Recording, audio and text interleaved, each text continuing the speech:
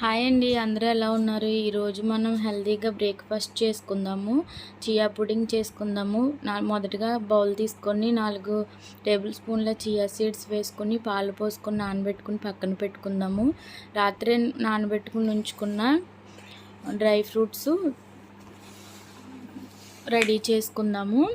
2 గ్లాసులు తీసుకొని banana cut చేసిన పీసెస్ వేసుకుందాము. తర్వాత చియా సీడ్స్ 2 స్పూన్లు వేసుకుందాము. తర్వాత కిస్మిస్ వేసుకుందామండి. తర్వాత బాదం పప్పులు వేసుకుందాము.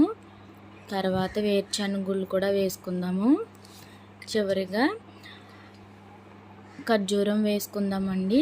మరలా 2వ లేయర్ కింద మరలా చియా సీడ్స్ వేసుకుందాము.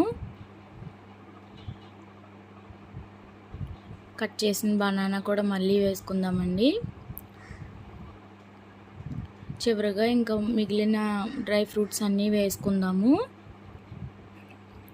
తర్వాత మీ దగ్గర తేనె ఉంటే వేసుకోండి, నా దగ్గర లేదండి, నేను బెల్లం పాకం వేసుకుంటున్నాను.